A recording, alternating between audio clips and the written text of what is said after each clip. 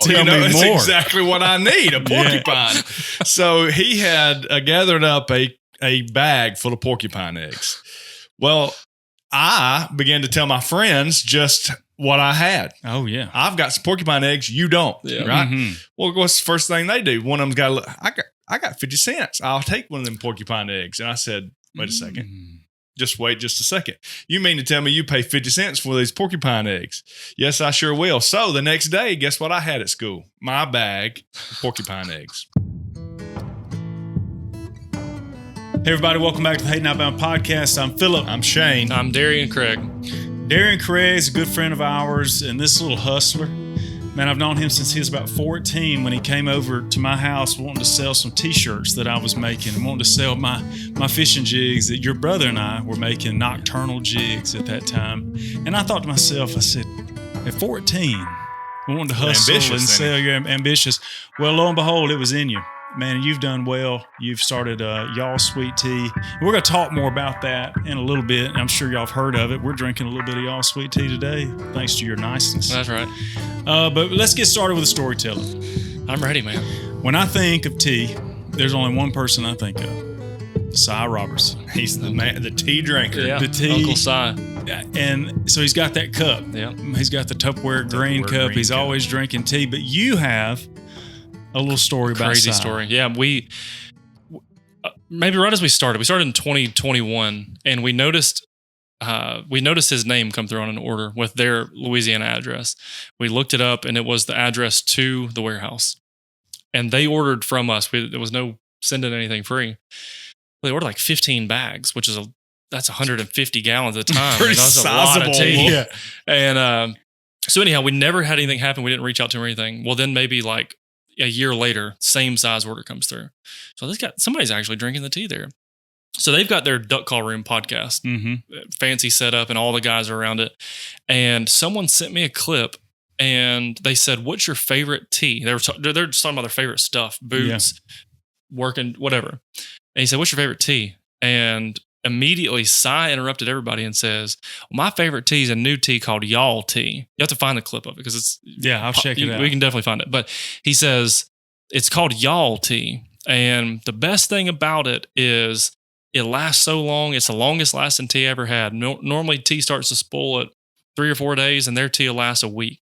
And which then they start making jokes. They're like, "Cy, you drink tea so fast, you don't even need it for a week." It's never lasted. Which is hilarious. But when has tea ever lasted a week around you? But one of the guys said, "Cy, what you consider to be a jug of tea, most of us would consider to be a 5-gallon bucket." And they're just like, he's always has so much tea on him. Yeah.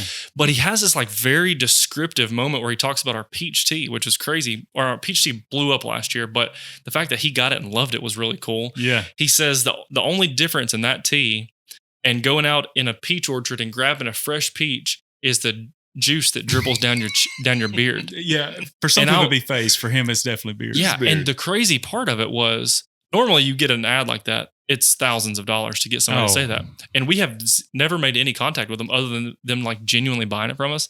So it's like, you get that stamp of approval from him. Hey, you've done something. You've done something. I don't care what we do from now on. We've got Uncle Cy on our side. Yeah. You know, I've got a friend in Ohio that comes down. Well, Dan and Hannah come down, and we got them hooked on Milos. Of course, this is before y'all. Yeah. So they come down and they have to leave with an arm. I mean, just a bucket load of Milo sweet tea. So the next time we go up, I'm gonna have to make sure that we carry them up. We might have them swapped over, maybe. We talked. We introduced you to Milo's. Now we're gonna bring you some of Hayden's very own, Y'all Sweet Tea. It's close to Mama's. Well, we're proud of you, man. Appreciate it. Right here in Hayden, and a nationwide product. Yeah. My only sweet tea story, this is recent. So I had to take the girls to the dentist this week, my daughters to the dentist. And it's usually so quick. You can talk about an efficient machine. Now, this dentist office is, you better get your seat warm, and here come the kids back out. I mean, what did you do? I mean, did you clean their teeth? Did y'all do anything about there? But anyway, she comes out and said, "I'm going to need you to come back here." Oh, you know what that means? Bad news. Need to get your pocketbook out. Yep. So I go in there, and Virginia had told me, that's my youngest. She'd made me tell her. She said, "If I don't have any cavities, you got to take me to Chick-fil-A, which is right beside it, and get some ice cream." I thought, okay, no cavities. We're going to go for ice cream to promote future. But anyway, It's a reward. Hey, Whatever. whatever. Yeah. Well, she's just got the. She's not. I knew that we were not going to Chick-fil-A. Chick-fil-A's not after in the that. future anymore.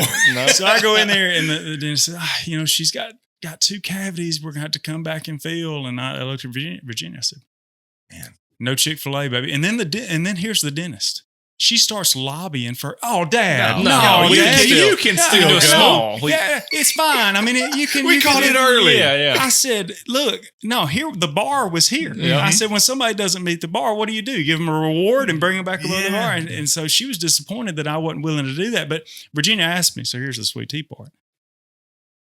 Daddy, why am I getting all these cavities? I'm brushing my teeth and everything. I said, well, baby, it doesn't help to brush your teeth and then go drink a big glass of sweet tea Before and then bed. go to bed. Yep.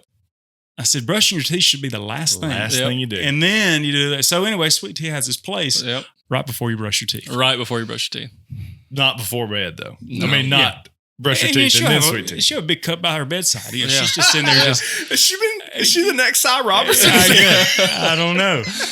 That'd be great. That would be great. Yeah, I'd love to watch that. So there's my latest sweet tea story. Are you in trouble? Well, we hope you're not. But just in case you are, we know a good lawyer. Whitney Island here in Hayden, Alabama has law services. Or maybe if you're not from Hayden, I'm sure she'd be happy to hear from you. So check her out at islandlaw.com. We appreciate Whitney and her sponsoring the show. Well, take me back to, tell me a story. Obviously, I introduced that we met a long time ago when you were very young, getting started. How did you, what do you think was a catalyst? Tell me a story. Tell me a story about the tea. Yeah, give it to me. The funniest thing is I got a story. I've told the story about you probably on camera 50 times. Are you serious? I'm being dead serious. Did you name drop? Or am I a mystery? Sometimes. I'm a mystery. I bet sometimes. This mystery guy. He needs to be a Nocturnal mystery. Outdoors. I is do it. need to be a mystery. No, needs so to be a mystery. my aunt has an art company, and she had a bunch of blank T-shirts, like I don't know, 200 or 300 blank Hanes beefy tee T-shirts, size medium. Well, I wanted to get Size medium. I wanted to get because I was started fishing, like you're talking about, 14 years old. I got DarienCraig.com. Oh, I remember it. And you still got it? You designed the whole back of that shirt, by the way. Yeah. Okay, I totally forgot this part. So I didn't have the money. I had all these shirts, but I didn't have the money to get anything printed on them. Mm-hmm. So I worked a deal out with you and said, here, I got 300 shirts. Would you take 150 of them for free as payment for you to print on them other ones? Because I don't have money to print on them. Hey, here's the deal. Yeah.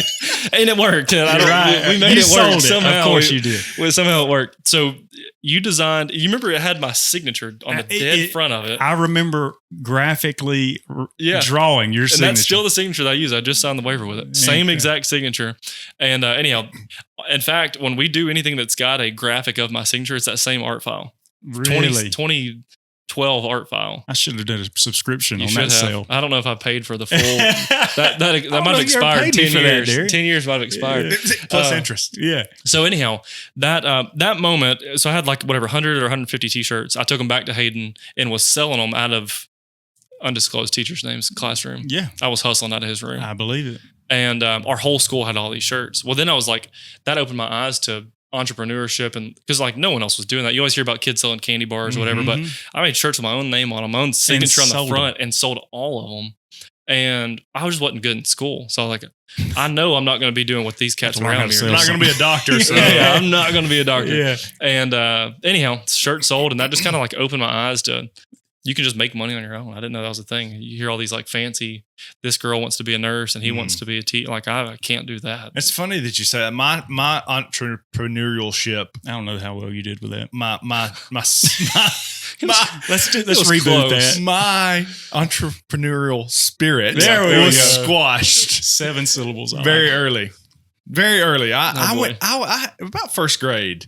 My uncle came to me one day and he said, I got something for you. I said, what do you got? You know, I was excited. You know, your kid, uncle's bringing you something that's going to be something yeah. good, you know. Something you shouldn't have. Yeah. He said, "Now I got these, and you don't need to tell your mom and daddy about them because if you do, they liable to take them away from you." I said, "What in the world have you got?" He said, "I got a bunch of porcupine eggs." I said, really? Oh, Do you now? Tell me it's more. exactly what I need, a porcupine. So he had gathered up a bag full of porcupine eggs.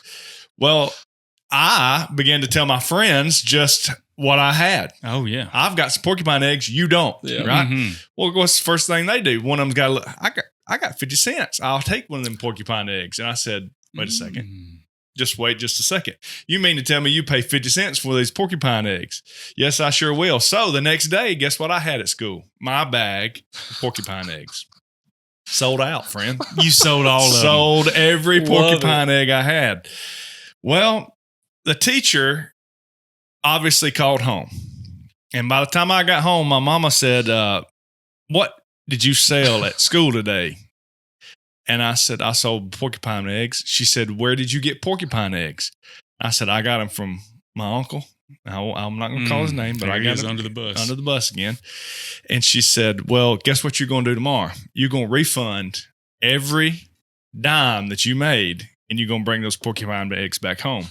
Well, unbeknownst to me, I didn't see the problem, right? Hey, I didn't know if there was some sort of limit on porcupines you could have in Hayden, Alabama or something. But anyway, they did not want porcupines running around Hayden.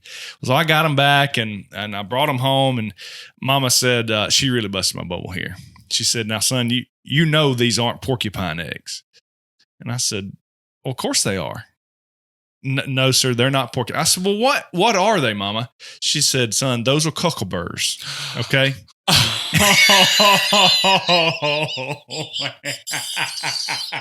That's awesome. I sold a bill of goods that I didn't know. Hey, I was told. Yep.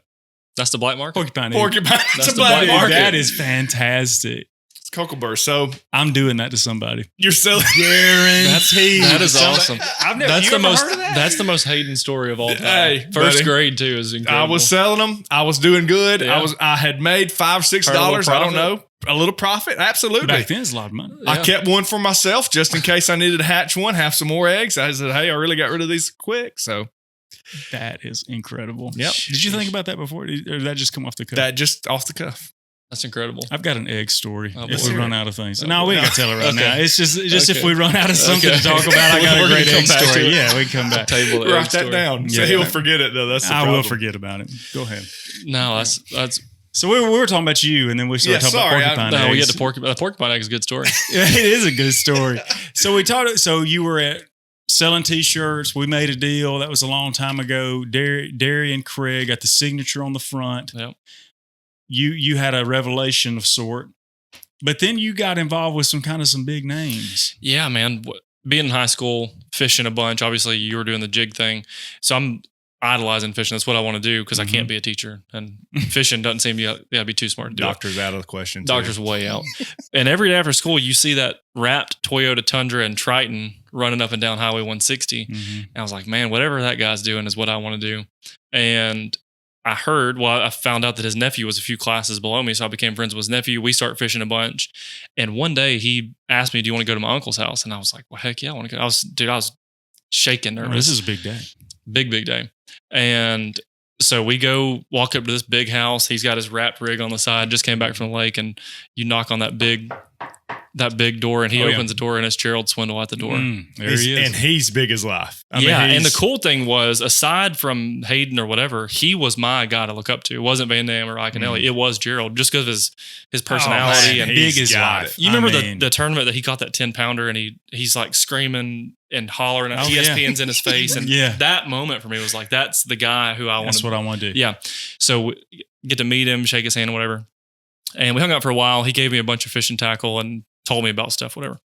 Well, then years go by and we become more friends and better friends to the point that I ended up working for him full time and traveled with him. Yeah. So basically, I don't know what you want to call an assistant, I guess. When I would travel with him to tournaments all over, Mm-hmm. I would intern. I would drive and in the mornings back him down the ramp, and then I'd go back to the hotel, work on his GoPro footage or whatever it was. Then whenever they get on practice, repeat the process, whatever. So we'd travel all over the country, and then when Leanne wanted to go with him, I'd stay at the house because he always has they have so much business wise happening that whether it's new baits coming in or whatever it was. So I kind of managed that or help them out with it while they were gone. And it was coolest thing ever. I got to learn the ropes from the guy. And so he at the time is one of the top 3 or 4 guys in the whole industry. And I would get to ride from Hayden to Texas with him. Pick his brain. Dude, and the coolest part was when we'd go to trade shows, I'm being introduced, because I was doing a good job for Gerald. I was doing the social media, working with his GoPro footage, right as GoPros came out. And we were kind of like leading the pack for a while with content. And so he would introduce me to a company, but it's Gerald making the introduction to the president of the company, not somebody lower level introducing you to the marketing guy. You're going right to the main guy. And so that is what kind of set my career up for in the fishing industry. Wow. And it's kind of a long story, but the other thing was like just traveling with him, you see so much. And I've never forget the conversations where the phone would ring, I would see the name and I know who that is. It's the president of Zebco. And he'd say, close your ears on this one because you're not supposed to hear this conversation. And it would be, close your ears. Close your ears. All right, I'm closed. And man, it would be like very specific dollars and talking about real business and the money and all those kind of things. And I didn't understand that kind of money was even possible in any kind of thing, but especially fishing. And so hearing how he would conduct business with the president of the company, who you would typically be timid to go talk to, they're cutting up for a 30-minute conversation. 25 of them are talking about duck hunting or whatever. It's just camaraderie. It's this kind of conversation. But then that last 10 minutes is meat and potatoes of signing papers and dollars and all that kind of thing. But that just taught me a lot about the guys who are at the top, whatever your boss or someone you want to meet, a company, whatever. Every time it happened with Gerald, that's just a regular old boy. Man. Yeah. He's the same blood as us. He worked his way up. He's at the top now. Maybe he invented something, but most of them started in a small town. Most people aren't from a silver spoon and live this fancy life that you imagine. But it was really cool to be able to see that. But at the very, very top of the industry, those guys are just like normal, good old boys who carry a big stick. So that one of the most important things I ever learned was that just your job title doesn't define what kind of person you are, because those are just good old boys. And that was really cool to me. Very eye-opening. So then I wasn't scared to talk to anybody anymore, because it's like, just talk about stuff and be yourself. Relate to them. Yep. My favorite, not my favorite Gerald story. So I was working out at Global with him back then. Him and Leanne would come and work out. So we were always talking, and, just because if you can't talk to Gerald Swinner, you can't talk to anybody. You can't talk to nobody. I'm talking about you or mute. You just can't have a conversation. If you're in the market for a new house, I want to tell you about our latest sponsor, Vantage Plus. So they're general contractors. They specialize in new home construction, but also they do some dirt moving work. So clearing land, making roads. Y'all check them out. We'll make sure that we link the website and the phone number in the show notes. Well, I had started that little fishing clubs. You remember that? Remember those days? 160 anglers. The 160 anglers. That's come up more than one time. I got the shirt My somewhere. My dad still wears it. He was wearing it the other day when I went over there to see him. I said, "Oh my goodness!" I know what that is. We don't put one of those on the. I'll get it from him and hang it up on episodes. We need to. So I'm not talking about on the shop. An old 160 angler shop. Hey man, I still got the design somewhere. I wouldn't have to do any work. Yep. So I thought it'd be a good idea to promote one of my little big bass 4-hour evening tournaments to invite Gerald. I fished this tournament too. You were there? Yeah. So I said, yeah. I know where this is going. I know. You know what? It'd be a great idea to invite this professional fisherman who does it all day, every day. Everybody's going to want to come and fish against him. Well, kind of my thought was your chance to beat a Bassmaster angler. Yeah. I mean, he'd won Angler of the Year by that time. Yeah. Because I remember that he had this poster up in the gym. You remember that? So, this is such a great story. Has anybody seen this poster of me? Yeah. I'm gonna bring in my poster while he's over there doing his rubber bands. You remember doing the rubber bands? Yeah. We'll be in there doing heavy weights, and Gerald's over there got the rubber bands. Helps my casting arms. What that does? Oh man, so many things are coming back now. But so he's got the rat boats you're talking about, and now we're out there in these jack wagons just above a paddle boat, and we take off. And I was thinking, man, I'm gonna beat him. The 35 Evan Reed. Wow, I'm gonna beat him. And I probably had a 3-pounder, maybe on Gunnersville. He lets everybody else weigh in. Listen. I remember this vividly. I'll sit back. Yeah, I'm just going Let's go ahead. So everybody else weighs in, and I figured I didn't have big fish. Somebody had a 4 or 5 pounder, you know. And I thought, man, Gerald just got didn't even weigh beat. in. Zeroed. He zeroed. Yeah, he said, well, I got one little one that I may have caught a little while ago. And I was like, one little one? Little one. That you brought back? He pops open that live well and drags out, and he just keeps dragging it out. It keeps getting wider and wider. It's wider and longer. Squeezes it out of the live I said, we're not even weighing that. I said, you don't have to weigh that. That's ridiculous. I said, what? You know, where did you catch that? In the mouth. Yeah, in the mouth. Yeah. With a hook. Yeah. He said, I just, I ran up to the little bridge up here, fished a little jig around this bridge. I said, I bet you did. Yeah. But anyway, so everybody hung their head. They had donated their money to the Gerald Swindle Foundation that night, and he took the tournament. You know, that tournament too, they ate at Top of the River that night during the tournament. On our winning, on our loss. No. Before the weigh-in, they went and caught that fish. Leanne also caught one. He said that they didn't know. It was a. Hold on a minute. Listen to me. I swear. No. Are you telling me that he caught it before the tournament? Yes, sir. No. We blast off. He goes and catches that one. Catches the fish and then also goes caught and one. eats. Leanne also caught a big one. They knew that they won the tournament and went and ate at Top River. I swear, I will call him right now. That's pretty good. And I was out there just and they're eating, just watching us running by. Dude, that's ridiculous. Yeah. He said that they didn't know that you could weigh in. They thought it was a team thing, but it was an individual thing. So they had 20 pounds on 2 fish. 20 pounds on 2. Yeah. I was trying to catch a 2-pounder. And that's classic elite level. And here somebody's beginning, and you probably have seen that somewhere. You look at somebody like, what are you doing? Yeah. And you're just kind of literally eating supper. Yeah. While they're out there just grinding. Saying, "Man, these cats." But I tell you what, I had some nights up there on those little 4 hours that I wish he'd have been in because he wouldn't have beat me. Yeah. But I think that's cool. Not that night. Not that night. But no, you're right. So here's where I'm confused in that story. He told me after he weighed in and I handed him over all those $100 bills. He said, well, I reckon we're going to go to Waffle House and get us a little bite to eat. And I said, I hope you enjoy every bite of it. Go to the Waffle House. Yeah, him and Leanne enjoyed Waffle House on our entry fees that night. He come up here and dove hunted at the house a couple times. Yeah. Back when we have shoots and he didn't have anywhere to go. So him and Hig calls, hey, you think Gerald come up? And I said, do I think Gerald could come up and hunt? Yes. Of course he can come up and hunt. If he'll just tell a few stories when he's up here. Yeah. But that's what we're trying to get him to come on and tell a few of his stories. Maybe with he'll get words. some time. That man right there, it's just one after So it just fast. rolls off the tongue, but he doesn't miss a beat. It's summertime. The days are heating up and the grass is growing. You don't want to spend all that time out there in your yard cutting grass, so won't you go on down to West Blunt Lawn and Tractor and see Amy and let her put you on a brand new commercial Husqvarna or Exmark lawnmower. Beyond commercial lawnmowers, she has implements such as weed eaters, chainsaws, leaf blowers, and more.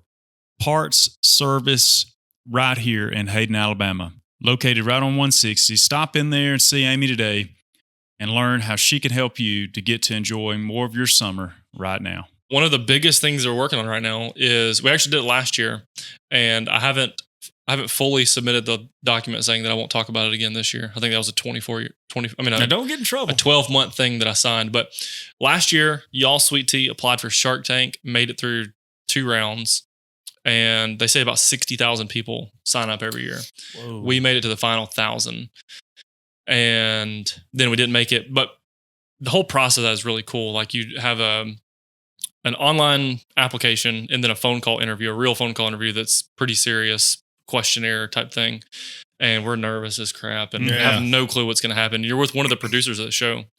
And at the end of the show, or at the end of this phone call, she said, well, guys, I think, I'm like, my heart's Here it is. That's the longest I think. Yeah. And she said, I think y'all would make a great fit on the show. If y'all want to you move on to the next round, we'd love to have you. And so that is to film a pitch video, which is literally what you see on the show. The pitch video is exactly what you see on the show. Mm-hmm. My name's Darien. My name's Brandon. We're here today, sir, blank for blank, and you tell the whole thing.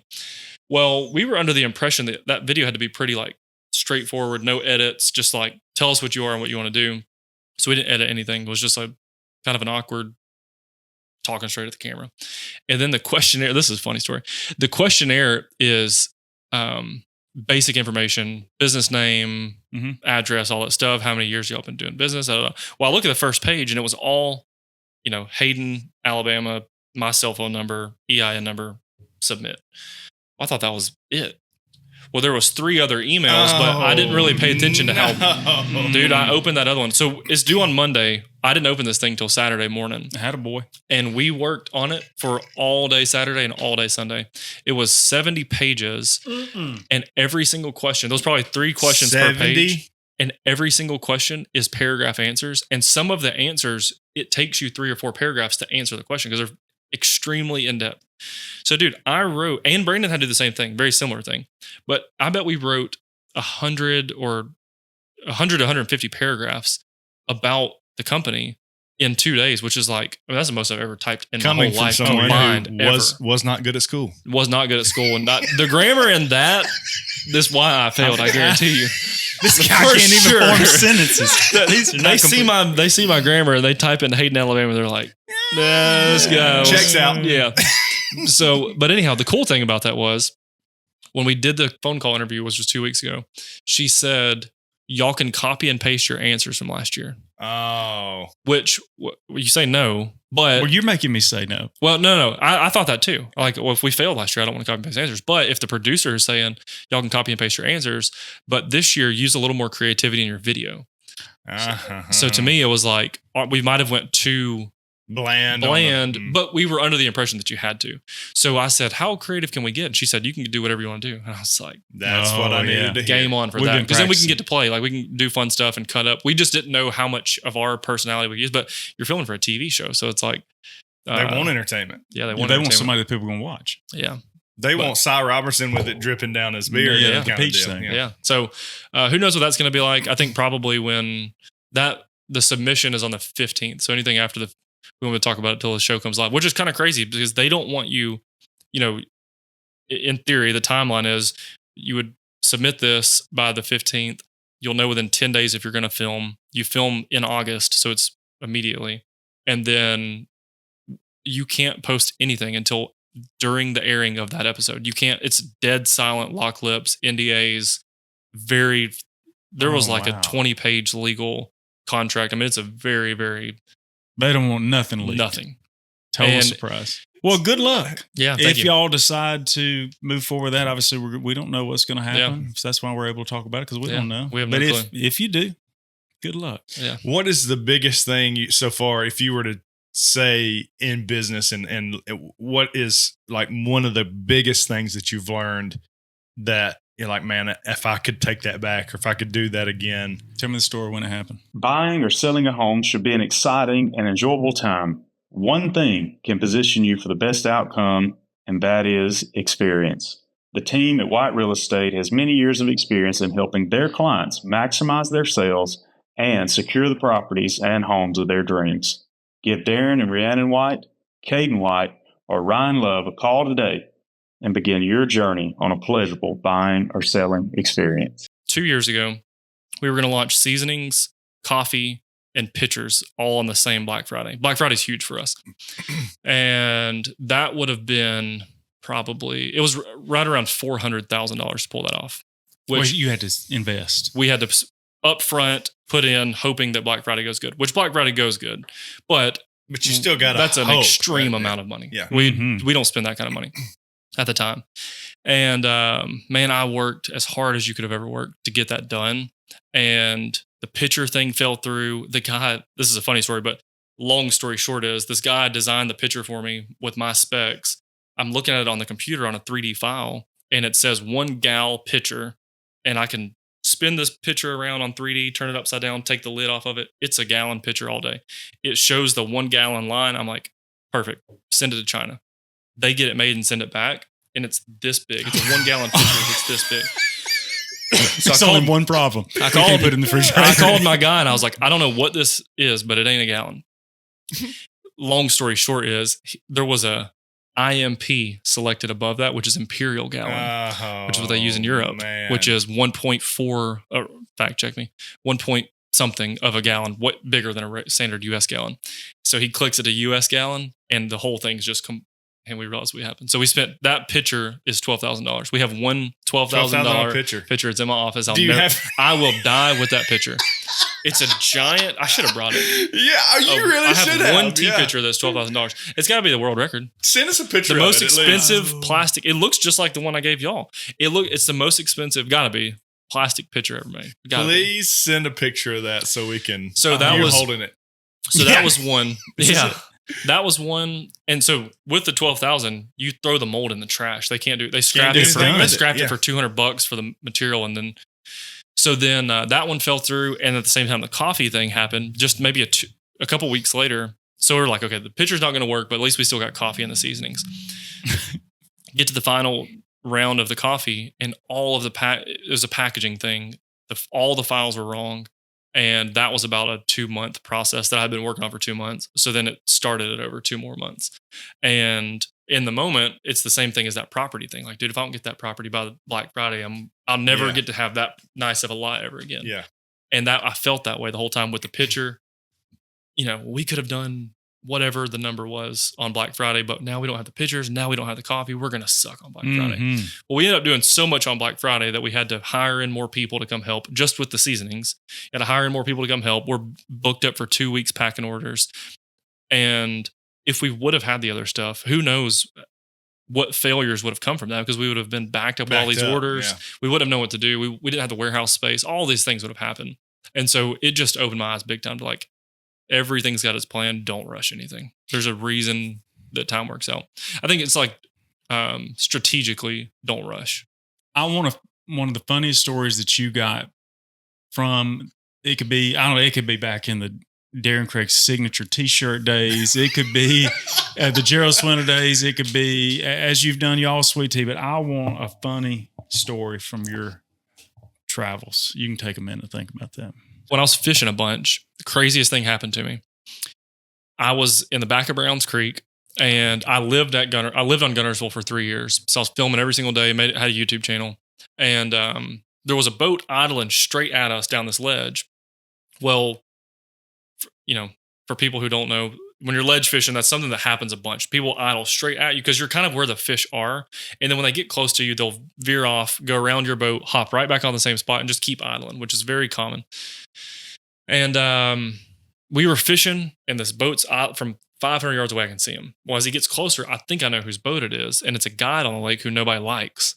So me being a little smart aleck, I pulled my phone out and said, and I filmed it. And I said, this is what you get if you hire blank and blank guide service. Well, then he's still idling at us, and I see that he doesn't see us, and it's not him. It was not the guide. Ooh.